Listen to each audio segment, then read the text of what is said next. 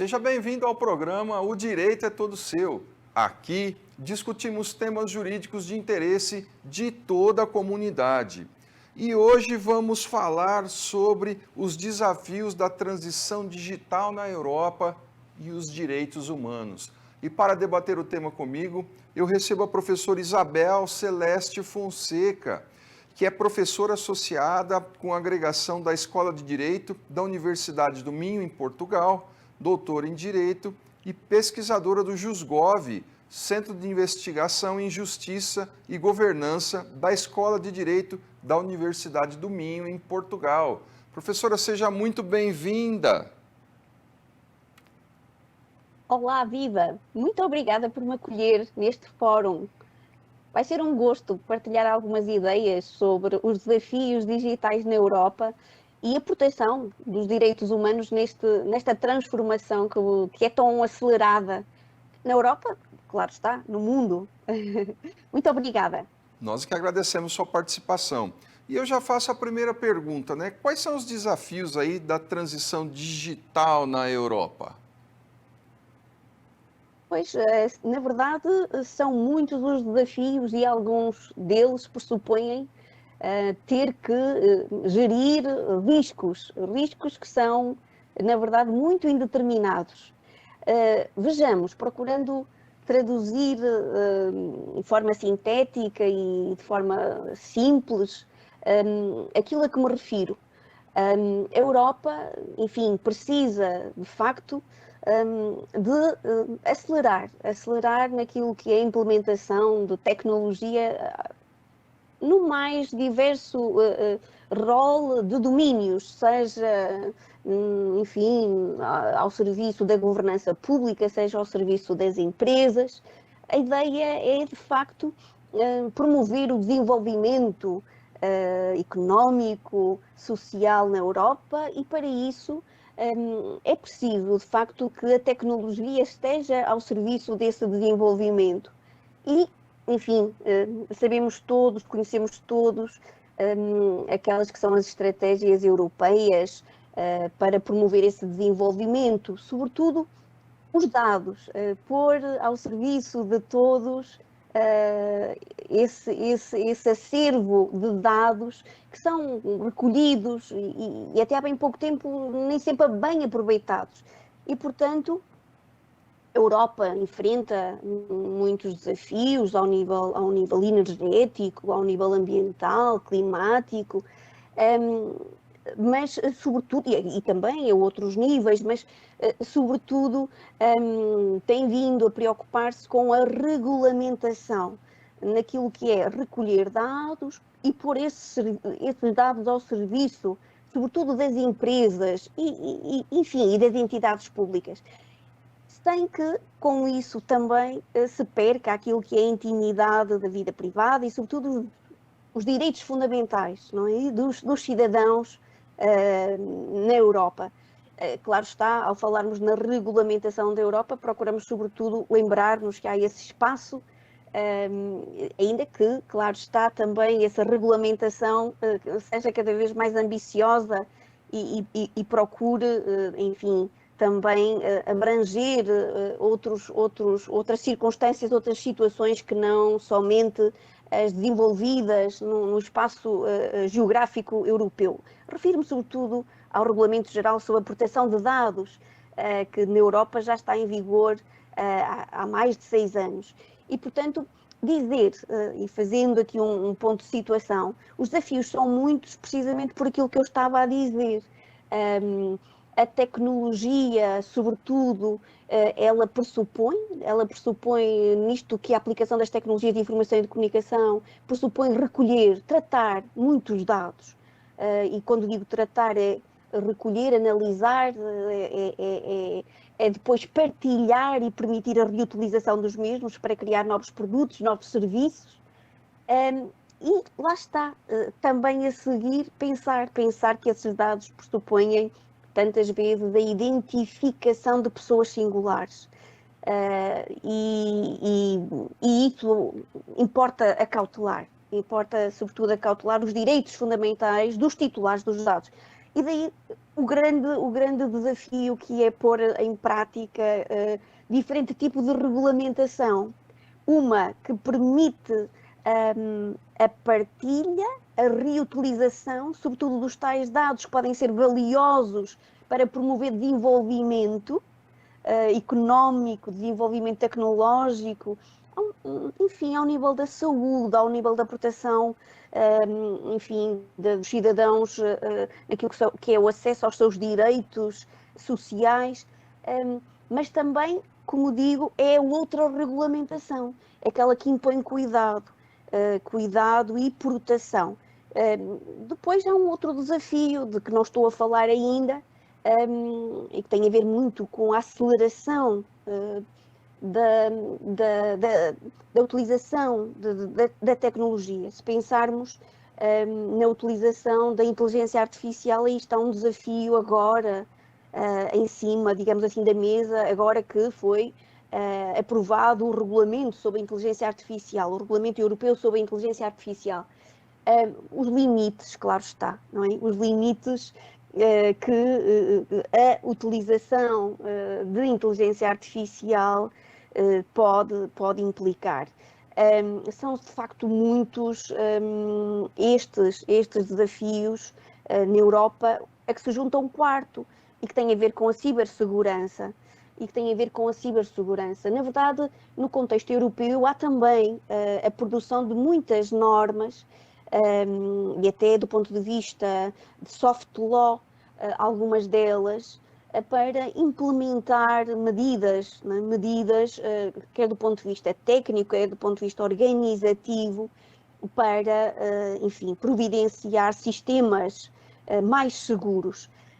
São de facto muitos estes os desafios, sobretudo ao nível da, primeiro, a aprovação de quadros normativos, sobretudo através da figura do regulamento, mas também das diretivas, e depois a sua plena aplicação pelos Estados-membros da União. Eu devo dizer que, ao nível da proteção de dados,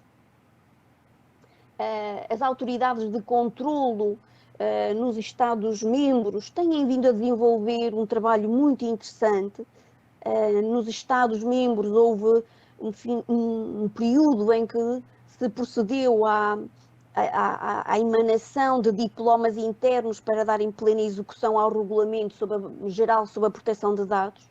E nesse contexto também foram criadas as autoridades de controlo, aquelas que procuram, sobretudo, monitorizar, supervisionar e até sancionar quer as entidades privadas, empresas, quer as entidades públicas que violam o regime jurídico nacional e europeu em matéria de proteção de dados.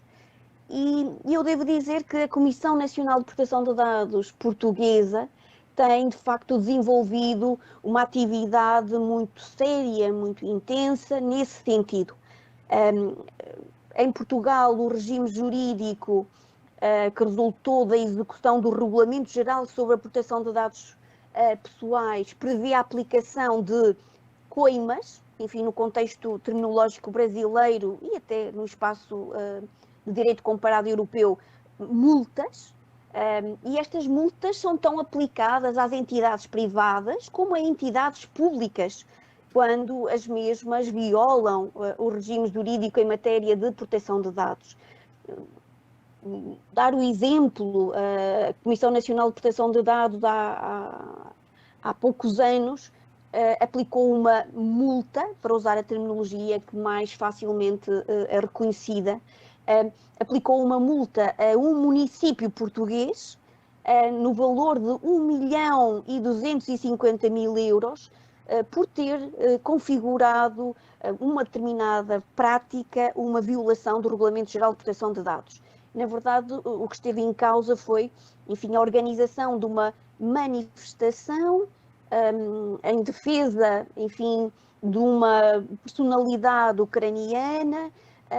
Essa promoção da manifestação seguiu os termos normais previstos em Portugal e as práticas até comuns, mas a entidade pública municipal não reajustou essas práticas à luz do regulamento e aquilo que fez foi partilhar com entidades públicas dentro do município e fora do município alguns dados relativos aos promotores da manifestação. No fundo, uma manifestação anti-Rússia, uma manifestação, enfim, de solidariedade para com um sujeito, uma personalidade ucraniana.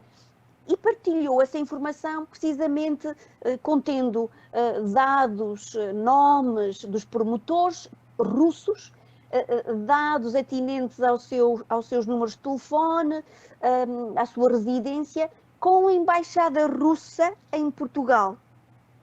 E, portanto, foi a par de outras situações configuradas como infração contra a ordem nacional. Houve, de facto, esta comprovação de que foram violados normativos atinentes ao dever de proteger dados pessoais daqueles promotores da manifestação. E, portanto, o município foi sancionado. Atualmente está pendente nos tribunais portugueses um recurso. Houve uma primeira decisão desfavorável ao município, que confirma a aplicação da multa pela Comissão Nacional de Proteção de Dados e portanto, a primeira decisão do Tribunal Administrativo de Lisboa confirma a aplicação da multa. Há um recurso para o TCA Sul. Vamos aguardar para ver em que termos é que haverá um desenlace quanto à aplicação destes regimes, o que é dado pessoal, o que não é, e, sobretudo, o tratamento, se foram violados princípios atinentes ao tratamento daqueles dados pessoais, designadamente pela partilha sem consentimento, desproporcionada, sobretudo, que foi feita.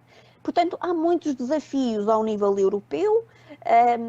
Às vezes eu, em jeito de brincadeira, enfim, digo aos meus alunos que neste contexto da aceleração continuada da transição digital, cada vez mais, sobretudo os organismos de direito público, estão entre Scylla e Caríbedes, isto é, estão aqui numa situação, num dilema em que para fugirem de um rochedo acabam por colapsar num redemoinho e para lembrar, não é, aquela enfim, mítica a lenda, né, dos marinheiros italianos que precisamente em Messina, na costa italiana, ao fugirem do redemoinho, embatiam no rochedo. E na verdade é um pouco isto, sobretudo estes dois grandes desafios.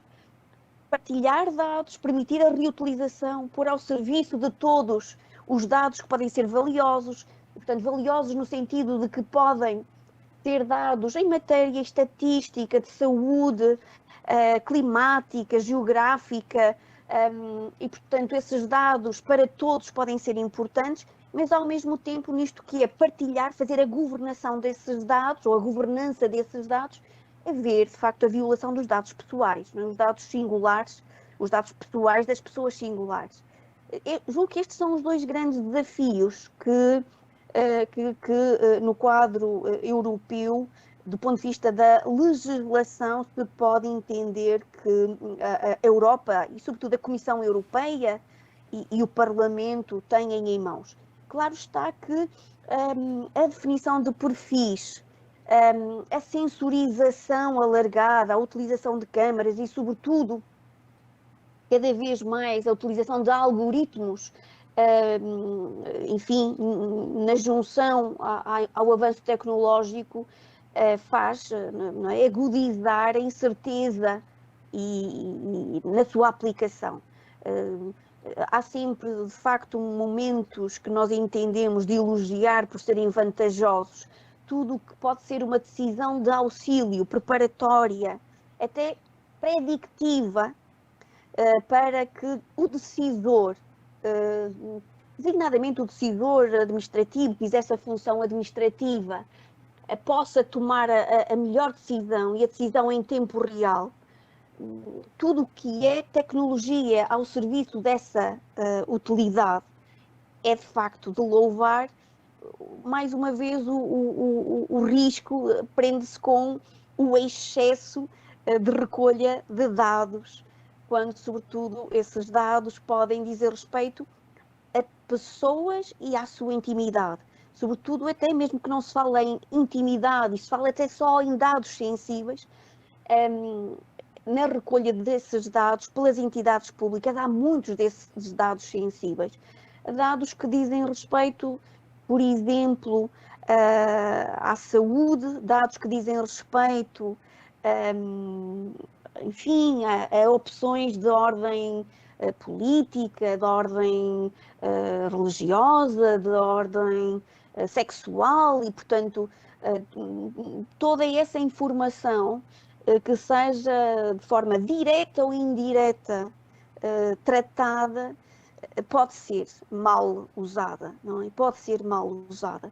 E, portanto, o cuidado é pouco, todo o cuidado é pouco, quando falamos de proteção dos direitos fundamentais dos cidadãos. E nós temos uma Europa dos cidadãos, queremos cada vez mais acreditar nisso, na Carta Europeia de Direitos Fundamentais, que de entre as liberdades tradicionais e garantias tradicionais, acolhe direitos sociais e acolhe também este novo direito, o direito à proteção dos dados pessoais de uma pessoa. E portanto, estou em crer que este é o grande dilema. Não se anda para trás no tema, não é, no assunto. A tecnologia, ela vai ser cada vez mais usada, a digitalização e a transformação digital, ela tem vindo a ser acelerada e vai ser mais ainda, e para mim este é o grande fenómeno disruptivo da atualidade, mas com isso sempre o outro dilema, que é a proteção de cada um de nós, naquilo que cada um de nós tem de identitário e próprio. Nenhum de nós tem o dever de partilhar com os outros coisas tão simples como onde vivo, não é? Em quem voto, que medicamento, enfim, faço ou uso, ou de que dependo, a quem rezo, não é? Quem rezo, e portanto tudo isto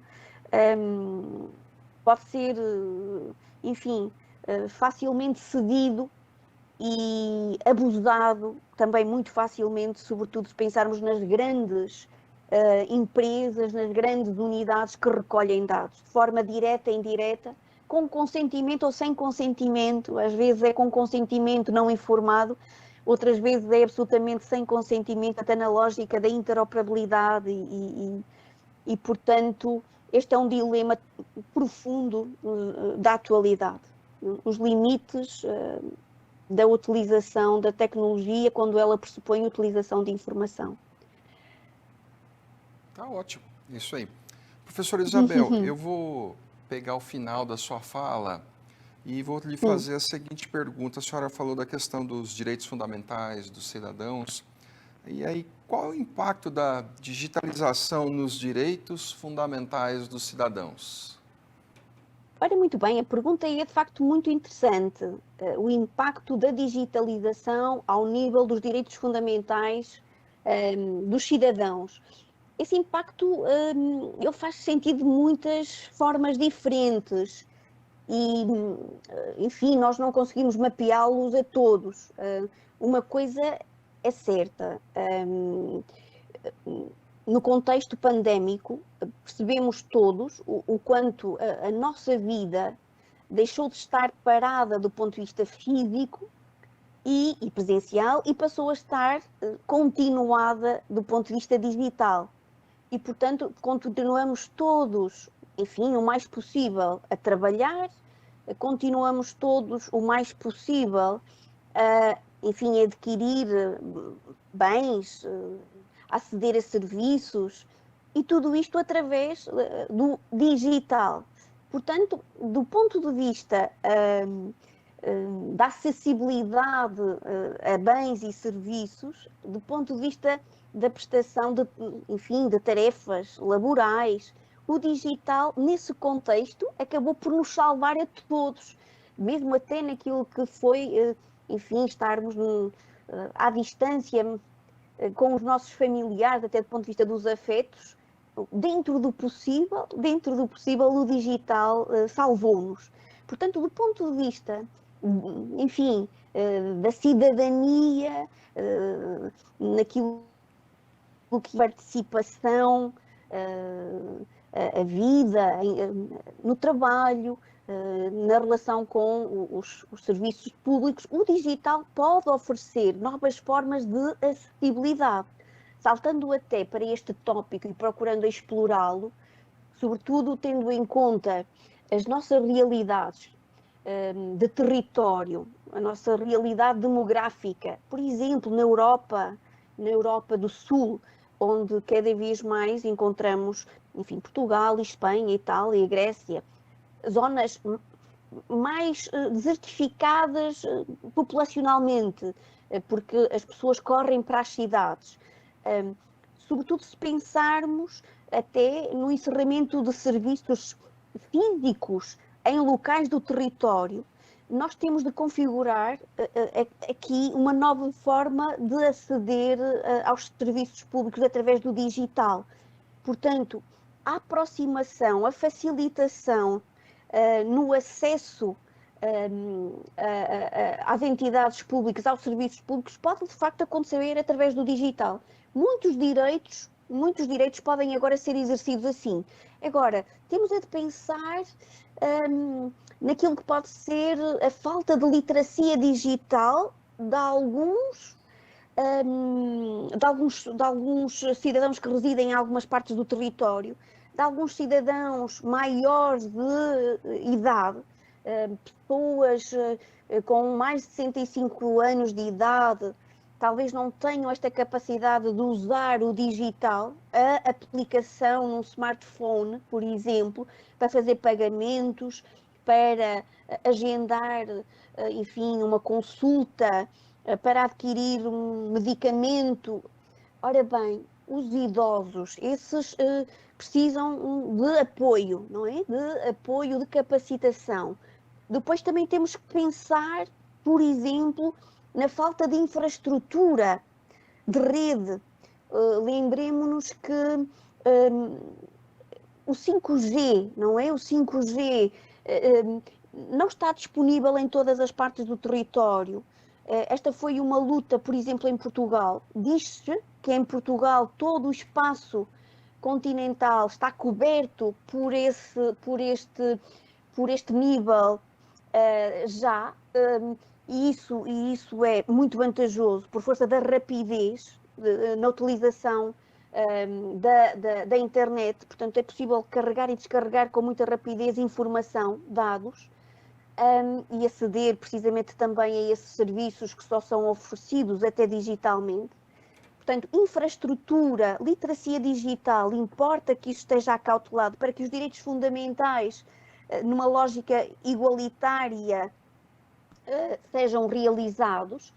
Depois também é preciso ver, do ponto de vista económico, cuidado com a pobreza digital do ponto de vista de meios. Nem todos os cidadãos conseguem, de facto, ter quer os instrumentos, quer até o suporte para aceder à rede.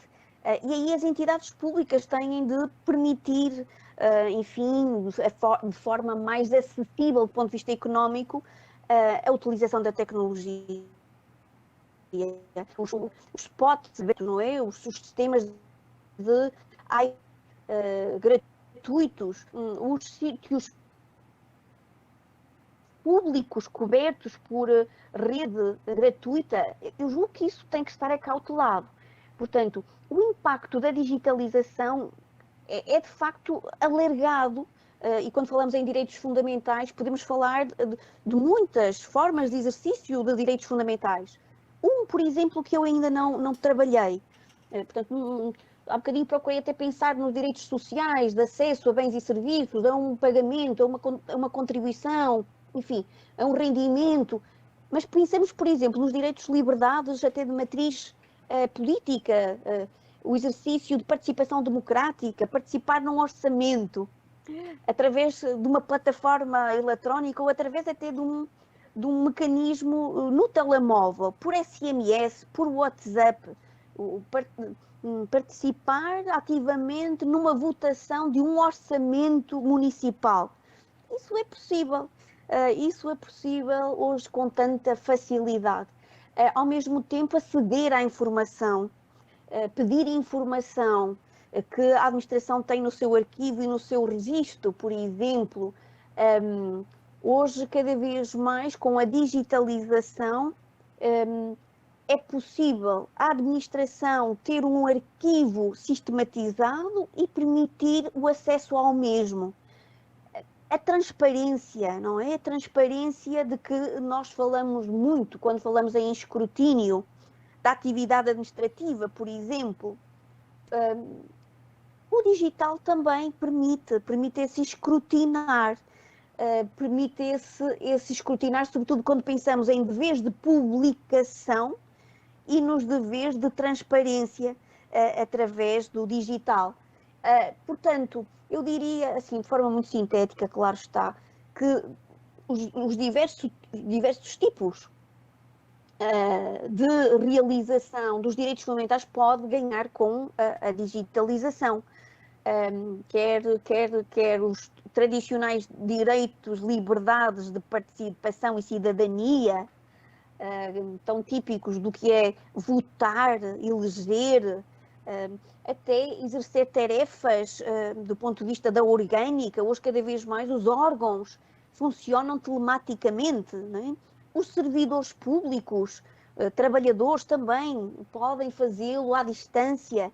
Portanto, de um ponto de vista, do outro, dos ditos direitos fundamentais sociais, também aqui pode de facto haver vantagens com a digitalização. O aceder a bens e serviços tem que seja através da forma tradicional, física, não é? A este propósito, enfim, se quiséssemos só falar do ponto de vista mais teórico, em novos direitos fundamentais, enfim, vamos falando, não é? No direito à internet, por exemplo, todos temos, enfim, que, sobretudo quando o serviço físico é totalmente substituído por um serviço digital, todos temos que ter garantido um novo direito, que é o direito de não ficar excluído, o direito de não ficar de fora desse novo serviço e, para isso, ter os meios, ter a infraestrutura, ter designadamente rede disponível e acessível. Claro está, é aqui uma dimensão nova, também este novo direito de aceder ao serviço público. Também aqui há quem venha dizendo, atenção, o serviço físico, o guichê físico, a mesa e o funcionário fisicamente não podem nunca desaparecer, porque há quem nunca, de todo em todo, tenha garantido apenas tenha garantida apenas a possibilidade de aceder ao digital. Há sempre quem precise de ter um contacto físico com o serviço público, por exemplo. Enfim, há aqui novos desafios, até do ponto de vista dogmático, para o estudo de novos direitos fundamentais, não é? Professor César. Tá ótimo. Olha, professora Isabel, estou assim extremamente contente com as suas informações. Eu tenho certeza que o nosso telespectador, a nossa telespectadora também, a senhora nos brinda com suas colocações. Só que televisão, infelizmente, a gente tem o tempo e o tema é muito rico, suas informações são muito ricas. Eu gostaria de ficar aqui por horas lhe ouvindo, todas essas informações, todo esse conhecimento. Infelizmente, a gente chegou aqui ao fim do programa. Agradeço ao nosso telespectador, à nossa telespectadora. Agradeço a senhora por dedicar o seu tempo aqui no nosso programa. O Direito é Todo Seu. Já fica o convite para que volte uma outra oportunidade, né? Mesmo à distância, a senhora em Portugal e nós aqui. Muitíssimo obrigado. O que eu tenho a lhe dizer é só agradecimento. Muito obrigado pela sua presença aqui. Muito obrigada, professor César. Eu de facto é que agradeço. Fiquei muito sensibilizada a quando, enfim, do convite, deste desafio. O tempo passa a correr. Já devia saber isto há muito tempo. O tempo passa a correr e então com o digital mais ainda. Foi um gosto.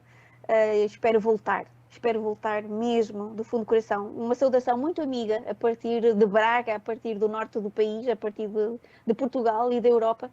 E, na verdade, os nossos problemas são muito iguais e os desafios são muito idênticos. Portanto, foi um gosto imenso. Muito obrigada, professor César. E a todos por me escutarem. Que isso, nós é que lhe agradecemos. Já fica o convite para que volte.